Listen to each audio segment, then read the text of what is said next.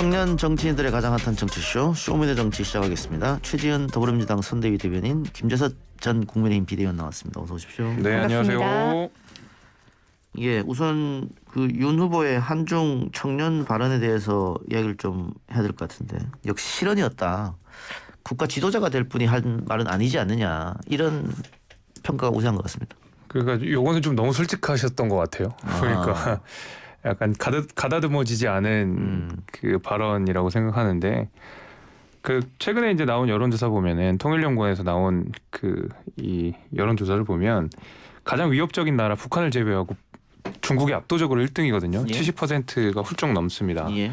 그 이제 PU였냐, 아무튼 거기 여론조사, 세계적인 여론조사 기관이잖아요. 예. 거기에서도 대부분 이제 중국과 관련된 비혐오도, 그러니까 예.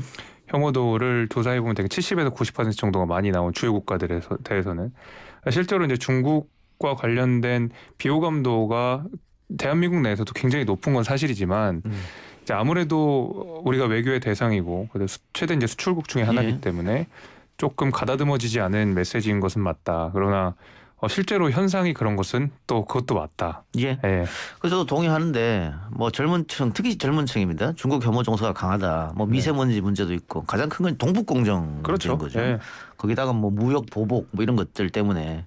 근데 과연 그 이야기를 지도자가 할 수가 있겠느냐. 뭐 젊은 층한테 그런 문제를 듣는 거는 좋죠. 예, 그래서 그런 부분은 어떻게 아직 정치 초보기 때문에 그렇다라고 이해를 해야 될까요?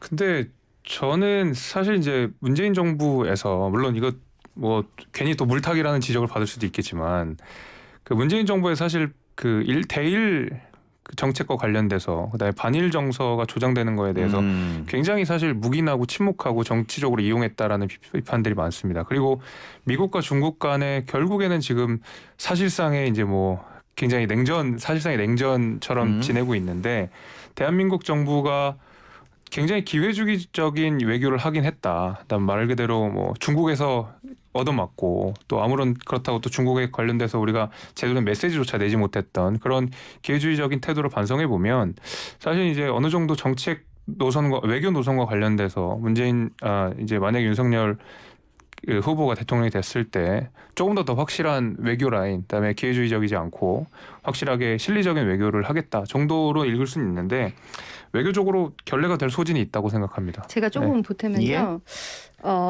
이재명 후보는 선택을 강요당하지 않는 상황을 만드는 것이 국익 중심의 실용 외교다, 이렇게 비전을 말씀을 하셨어요. 사실 김대중 대통령께서도 그 과거에 그 민주화 운동을 하셨던 가장 진보적인 그 인사인 김대중 대통령께서도 경제는 진보적으로 해야 되지만 외교는 보수적으로 해야 된다라고 말씀을 하셨는데, 이런 발언들이 이것을 우리가 뭐 어디 이 국민들이 좋아하니까 어디는 뭐 나쁜 사람이다, 뭐 중국은 안 좋다, 이렇게 하는 것들이 다 우리 외교에 문제가 된다는 것이고, 이거 자체가 그 외교 퍼퓰리즘이죠. 표 때문에 국민들을 선동해서 하려고 하는데 우리나라의 국익에는 아무런 도움이 되지 않는다라고 생각을 하고, 이렇게 대통령으로서 지도자로서 미중 경쟁이 이렇게 첨예한 상황에서 외교를 어떻게 해야 되는지를 전혀 감이 없으신 것 같아요. 외교를 어떻게 해야 되는지 역량이 부족하고 지도자가 될 준비도 안 됐고 자격도 없는 후보라고 생각합니다.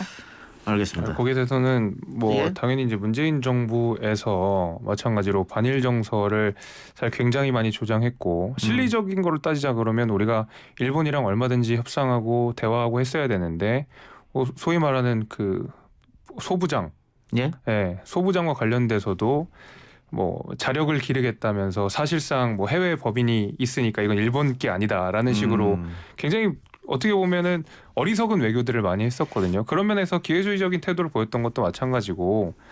알겠습니다. 그 정도로 넘어가죠. 하나만 아니야, 그 정도 넘어갑시다. 뭐 이 문제에 대해서는 그 뭐 중국에 관해서 이야기가 나왔는데 지금 일본으로 번졌는데, 사실은 뭐 당시에 토착 외국 이야기도 나오면서 문재인 정부가 하진 않았겠습니다만 어쨌든 민주당 지지층 포함해서 여기에 편들지 않으면 신친일파다 해서 보수 정당을 공격한 건 사실이니까, 그 조항 넘어가고요.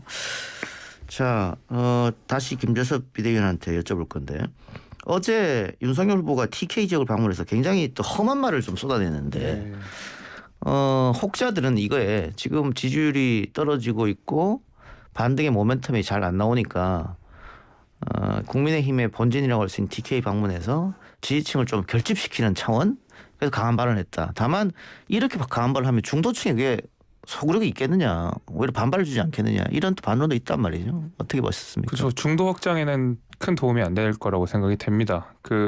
특히 우리가 지난 미래통합당이었죠. 지난해 총선을 치렀을 때도 그렇고 그 전에도 그렇고 너무 강성한 메시지들이 많이 나갔다는 것이 사실 중도층들이 보수 정당을 지지하지 않게 된 큰 배경 중에 하나 아니었습니까? 당시 이제 뭐 광화문 집회도 그랬고 말하자면 너무 거친 메시지들이 많았기 때문에 어떤 그 세련된 정치적 언어들을 구사하지 못했다는, 그러니까 안정된 느낌을 주지 못했다는 이제 이런 비판들이 많았었기 때문에 막말 이야기도 나왔었고 그렇죠. 이제 그런 것들이 많았었기 때문에 어떤 그런 반성을 토대로 한다고 하면 사실 어저께 나왔던 메시지는 다소 좀 거친 면이 있었던 것 같아요. 그래서 실제로 우리가 중도 확장을 얼마큼 하느냐가 이번 선거의 그 관건 아니겠습니까? 결국 51% 선거, 그 51% 당선이 되는 그런 굉장히 첨예한 선거이기 때문에 어떻게든 우리는 중도 확장을 위해서 훨씬 더 중도 지향적 메시지를 내야 되는데 어저께 거는 제가 좀 듣기에는 좀 아쉬웠습니다. 저는 뭐 보수 결집을 위해서 얘기를 했다고 하는데 보수 결집도 지금 안 되고 있는 것 같은데요. 지지층의 한 70% 정도가 후보 교체를 원한다고 하고 보수층에서 그리고 보수는 뭔가 변화를 원하진 않지만 그래도 품격이라든지 이런 것을 좀 중요시할 것이라고 생각이 드는데 너무 이 제1야당의 대통령 후보가 최소한의 품격도 없는 발언들을 지금 계속하고 있고 이것은 지금 이재명 후보가 보여주는 경제 민생 정책 행보하고 너무 대조가 되는 것이죠. 그래서 윤석열 후보가 지금 너무 조급한가?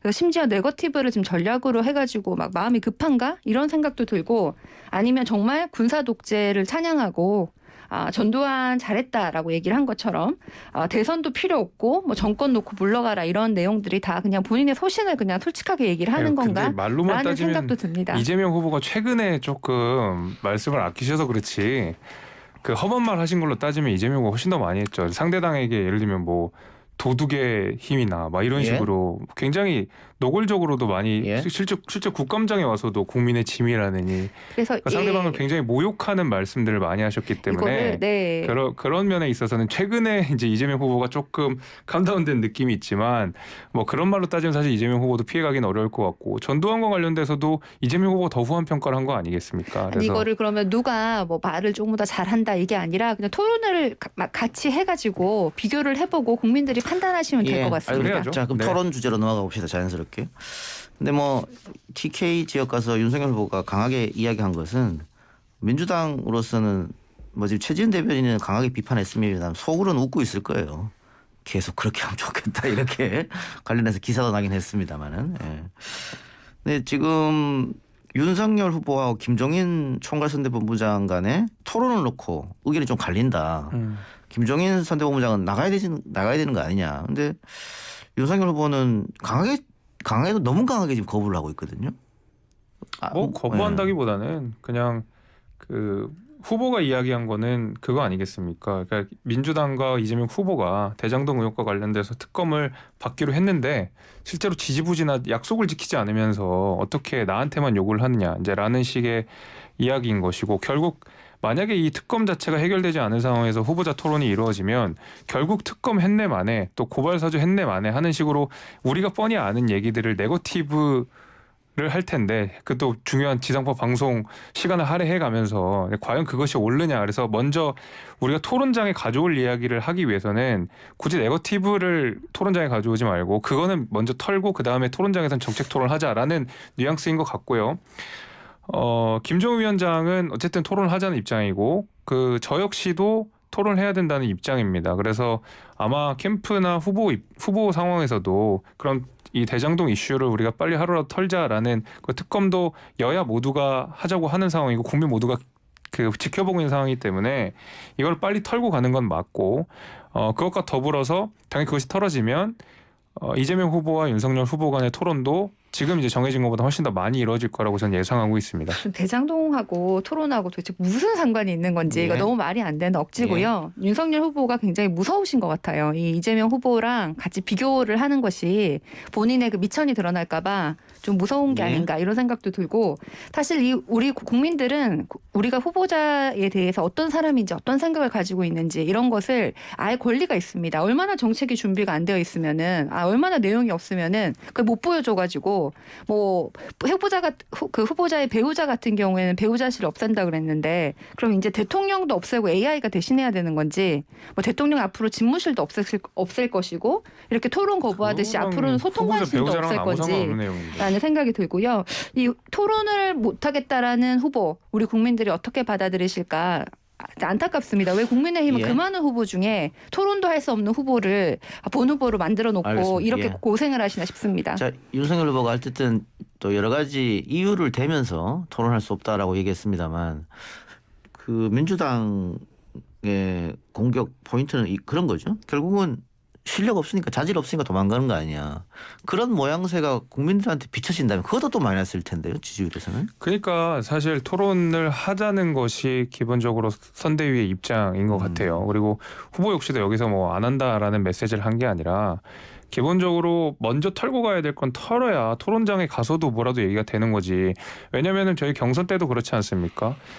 당시 이제 소위 고발 사주 의혹들이 많이 나오고 뭐 여러 가지 윤석열 후보에 대한 의혹들, 지금 나오고 있는 김건희 씨에 대한 여러 가지 의혹들이 경선 과정에서도 지난하게 반복이 됐는데 기승전 공격이 네거티브예요. 예. 사실 경선 때 보면은. 예. 그러니까 그게 해결되지 않는 상황에서 계속 그것만 갖고 멀어지게 되거든요. 그러니까 정책 토론을 오히려 윤석열 후보가 하고 싶어 하는데도 그게 안 되는 경우들이 많았었어요. 그래서 정책이 없는 것 같은데요. 그런 의미에서 그건 안 찾아보셔도 그렇고요.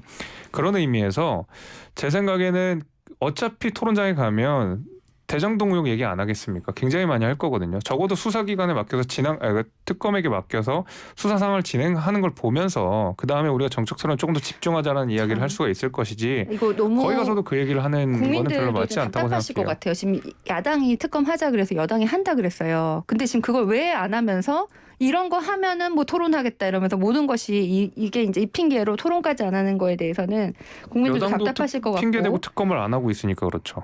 여당은 특검 하고 싶어요. 아니, 저희는 상설특검법을 주장하셨기 때문에 특검할 생각이 상설특검법은 있습니다. 저희가 그 생각이 있었으면 저희가 벌써 3개월 전인가요? 4개월 전부터 상설특검법 빨리 할 수 있으니까 하자 그랬는데 그거 시간 오래 걸린다고 안 하고 있다가 이제 와서 상설특검법 하자는 네. 거는 결국 인원 구성에 있어서 상설특검법이 여당이 인원 구성을 할 수 있는 권한들이 생기니까 이제 와서 안 하려고 그걸 꺼낸 것뿐이기 때문에 저는 거기에 대한 네. 진정성은 믿지 저희 않고 특검 얘기는 정리해 주세요. 예. 이 너무 이제 국민들이 보시기에는 마치 말장난처럼 보일 것 같아요. 여당 야당 다 한다는데 왜 안 되고 있지? 이렇게 보일 것 같은데 저희는 할 생각이 있고 심지어 저희 원내대표께서 국민의힘 원내대표를 여러 번 만나려고 했는데 만날 수가 없는 상황이었다고 계속 그러시더라고요. 그래서 저희는 할 생각이 정말로 있기 때문에 저희도 정말 토론할 생각이 있어요. 토론도 네. 하시고 특검도 예, 하십시오. 알겠습니다. 그걸 말한 거죠 이제. 자, 뭐 지켜보기로 하고요. 어제 천하람 변호사가 어젠가요? 월요일인가요? 예, 저희 방송에 나와서 이준석 대표가 당을 나가면 선거가 끝난다. 뭐 이런 얘기를 했는데 결국 윤석열 후보 지지도가 급속도로 빠지는 이유 중에 하나가 당 내분 사태 아니겠어요? 맞죠. 그러면 다시 지지를 올리려면 수습부터 먼저 해야 될 텐데 네. 이게 단기간 안에 수습이 이루어지겠느냐 어떻게 보십니까? 뭐 대선 기간이 70일이라면 뭐 7년 같은 기간 예. 아니겠습니까? 하루하루가 다르게 이제 지형들이 변하고 얼마 전까지만 해도 사실 굉장히 윤석열 후보가 이재명 후보를 넉넉하게 리드했었잖아요. 근데 예. 불과 며칠 사이에 막 지지율이 바뀌어지는 이런 상황들을 보는데 결정적인 계기는 말씀하신 대로 이준석 대표의 내홍 같은 것이고 저는 이준석 대표가 지금 선대위로 복귀하지 않겠다고는 분명히 이야기를 했었으니까 당대표로서 말하자면 리베로 역할을 할 것 같은데 뭐 선대위 필요하면 선대위에서 일을 하고 홍보에서 필요하면 홍보에서 일을 하고 그때그때 이준석 대표가 할 수 있는 가용 그 자산과 능력들을 다 활용하면서 선거의 리베로처럼 활동을 할 거라고 생각이 되는데 그것들이 조금씩 보이기 시작하고 뭐 지금 당장 옛날 울산 합의처럼 극적인 드라마틱한 장면들을 연출하지는 않을 거지만 못하는 게 안 할 겁니다. 그렇게 예.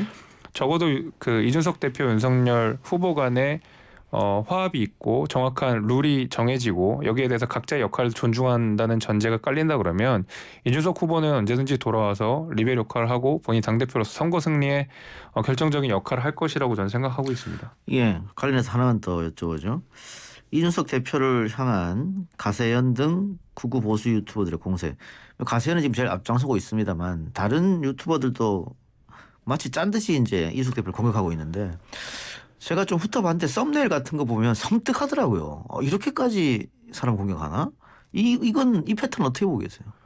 뭐 적절하지 않죠. 이거를 글쎄요. 뭐 저도 표현의 자유라고 하는 것이 우리 뭐 헌법상에 보장하는 것이고 굉장히 지켜져야 되는 것인데, 그러니까 내용들을 보게 되면 어떤 구체적인 증거라고 하기에는 사실 굉장히 좀 불투명한, 그러니까 어떤 일방적인 증언이라든지 이제 예. 이런 것들을 토대로 한 거 아니겠습니까? 근데 거기 이제 자극적인 이야기들이 더 추가가 되면서 마치 정말 실체가 뚜렷한 어떤 현상, 상황 이런 것처럼 묘사가 되고 거기에 대한 뭐 잘못된 인식들이 계속 남게 되고 이제 하는 그런 것들이 좀 반복되고 있는 것 같은데, 어쨌든 이거에 대해서는 이준석 대표가 단호하게 이 허위사실 예. 명예훼손으로 고소를 한 상황이기 때문에 저는 적어도 지금보다 더 큰 뭐 무슨 더 좋지 않은 이야기들이 나오진 않을 것 같아요. 그분들은 이 대표가 당을 나가는 게 선거에 도움된다 이렇게 판단한 건가요? 아니 당을 나가면 본인들의 방송에 도움이 되겠죠. 네. 당에는 도움이 되지 않습니다. 알겠습니다. 자 그리고 이재명 캠프에서 슬로건을 바꿨어요. 네, 그렇습니다. 대통령 선거 기간 중에 슬로건을 바꿨던 얘가 있었나? 저 처음 보는 것 같은데. 뭐 중간에 바꿀 수 있고요. 사실은 여기서도 또 우리가 조금 더 피드백을 받아서 네? 또 진화할 수도 있다고 생각을 합니다. 지금은 이제 앞으로 제대로 나를 위한 이재명 이렇게 되어 있는데 예? 저는 앞으로 제대로 이것도 이제 미래로 가겠다. 이렇게 예. 퇴행하는 국민의힘과 굉장히 대조되게 우린 정책 얘기하고 미래로 가겠다. 그리고 제대로 하겠다. 이런 의미도 좋았지만 이 나를 위한 이재명이라는 것이 그 효능감, 정치적 효능감을 얘기를 해준다고 생각을 해요. 이전에 합니다 이재명은 합니다도 굉장히 좋았는데 그동안 이제 성남시에서 그다음에 경기도에서 했었던 여러 일들처럼 이 사람은 말하면 한다. 이런 느낌이 확 줬는데 그래서 무엇을 한다는 거지? 거기에 대해서는 나를 위한 이재명 이렇게 생각을 하면서 내 삶에 도움이 되는구나. 우리의 삶에 도움이 되는구나. 이렇게 한 번 더 생각을 하게 해줘가지고 이게 그 정치적 효능감을 중요시하는 MZ세대는 좀 이렇게 딱 와닿는 그런 것이 아닐까라고 생각합니다. 글쎄요. 저는 딱 귀에 오진 않아요. 나를 위한이 아니고 나를 위해 아니에요? 나를 위해 이재명. 나를 위해 이재명인데. 네. 죄송합니다. 그러니까 나를 위해 이재명. 뭐 네. 예전에 뭐 DJ가 대통령 될 때처럼 뭐 준비된 대통령 이거 탁 꽂히잖아요 이렇게. 근데 앞으로 제대로 나를 위해 이재명 어떻게 보세요? 저는 좀 구렸어요. 그 일단은 제일 먼저 나를 위해 이재명이라 그래가지고 야 이재명 후보가 셀프로 나를 위한다는 얘기인 줄 알았어요. 진짜로 처음에. 그래서 보니까 그건 아니었고 국민을 위해서 이재명이더라고요.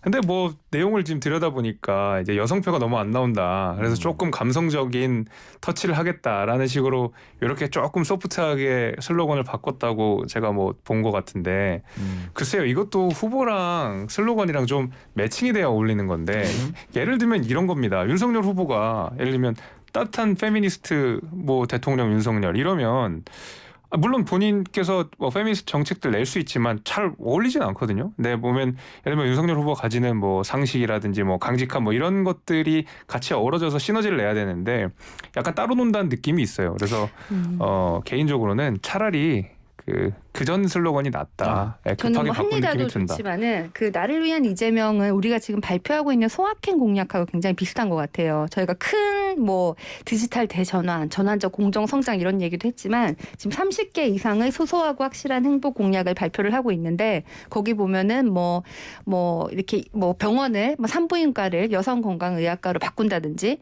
굉장히 사소한 건데 이게 각계각층 노인, 뭐 청년, 아동 다 이렇게 포함되는 것들을 만들고 있거든요. 그래서 각 그 계층 타겟에 다 와닿는 그런 효능감 있는 정치를 하겠다 이런 면에서 저는 이재명 후보하고 굉장히 잘 어울린다고 생각합니다. 알겠습니다. 또 하나 유튜브 채널이죠. 닷페이스 시리얼 이재명 후보가 연속으로 출연을 취소했는데 이게 남초 커뮤니티에서 그 두 채널은 페미와 관련된 채널이다. 나가면 지지 철회하겠다. 이것 때문에 이재명 후보가 지지를 철회했다. 그래서 뭐 한겨레, 미디어오늘, 오마이뉴스, 진보 언론에서 여기에 대해서 굉장히 비판적이더라고요. 전혀 사실이 아닙니다. 예. 실무 차원에서 좀 조율 과정이 있었을 뿐이고요. 예. 특별한 이유가 없었고 지금도 추후 일정이 맞으면은 다시 추진할 의사가 충분히 있습니다. 그래서 저희가 지금 다시 선대위에 추진하면 또 남쪽 커뮤니티에서 난리 날 텐데요. 저희가 지금 이거 뭐 페미라서 뭐 여기를 출연 안 했다 이런 것이 아니라 굉장히 많은 인터뷰 요청이 와요. 뭐 우리 이동영 뉴스 정면승부도 아마 이재명 후보가 여기 오시면은 인터뷰하고 하실 의사가 있으시잖아요. 네? 이렇게 많은 곳에서 지금 인터뷰 요청이 오기 때문에 저희가 그 인터뷰 요청을 하면서 아직까지 결정된 일정도 아니었고 실무진과 조율을 하고 있었는데 거기서 좀 혼선이 있어서 마치 했다가 취소한 것처럼 언론이 나왔지만 우리는 확정을 한 적도 없고 그런 상황에서 이런 언론 기사가 나왔을 뿐입니다. 그렇다면 좀 이해가 되냐. 왜냐하면 사실 뉴스 정면승부에서 나오기로 날짜 잡았다가 지금 무작정 딜레이 됐거든요. 이거 제가 그런 건 아니지만은 죄송하게 생각합니다. 예. 그 잘못하고 계시네요. 근데 지금 너무 많아요. 제가 굉장한 실책이라고 생각합니다.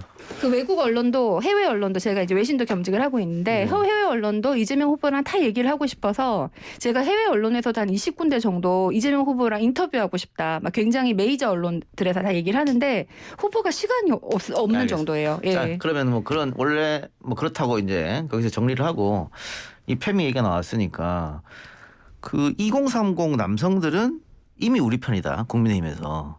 그래서 이제는 2030 여성 편을 잡기 위해서 이수정, 신지혜, 김민전 이런 사람들을 데리고 온다. 네. 맞습니까? 아니 그런 얘기들이 있었는데 예. 뭐 진짜 그 이유라 그러면 잘못된 선택인 거죠. 예, 전혀 잘못된 선택이고 실제로 지지율에서도 그런 게 나온 거 아니겠습니까?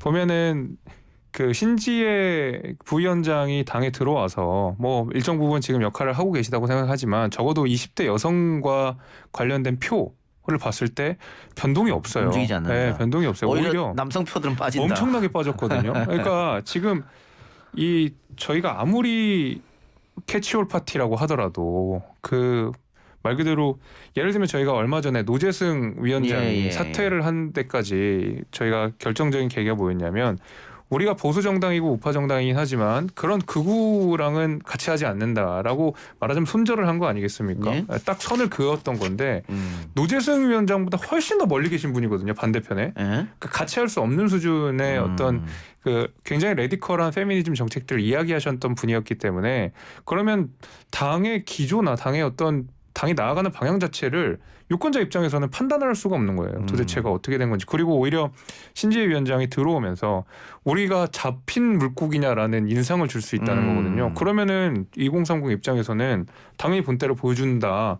나는 그렇게 되면 지지를 철하겠다라고 나갈 수밖에 없는 것이고 적어도 20대 여성들의 표를 그러니까 20, 30대 남성들의 표가 고정이 되어 있으니까 여성들의 표를 받기 위해서 그런 분들을 영입한다라고 하는 것은 저는 잘못된 전략이죠. 이건 무조건 잘못된 전략입니다. 뭐 충분히 동의할 수 있는 이야기인 것 같고 오히려 그렇다면 신지혜 지금 직책이 뭐죠? 부위원장? 네. 부위원장을 과거에 지지했던 사람들은 같이 따라서 국민의힘을 지지하는 게 아니고 뭐 정의당이나 다른 쪽으로 할 수도 있겠죠. 뭐 그런 문제가 있으니까. 그러니까요. 알겠습니다. 하여튼 이 젠더 문제는 뭐 짧은 시간에 이야기할 수 있는 문제 아니니까요. 뭐 사실 그렇잖아요. 예를 들면 지금 부정선거를 주장하시는 유튜버를 이재명 후보가 영입했다고 한들 그 사람들이 민주당으로 가겠습니까? 이 모든 거죠. 게 후보의 정무적 판단이고 책임입니다. 동의합니다. 또 말씀을 여기까지만 듣죠. 지금까지 김재섭 전 국민의힘 비대위원 최재현 민주당 선대위 대변인과 함께했습니다. 고맙습니다. 고맙습니다. 감사합니다.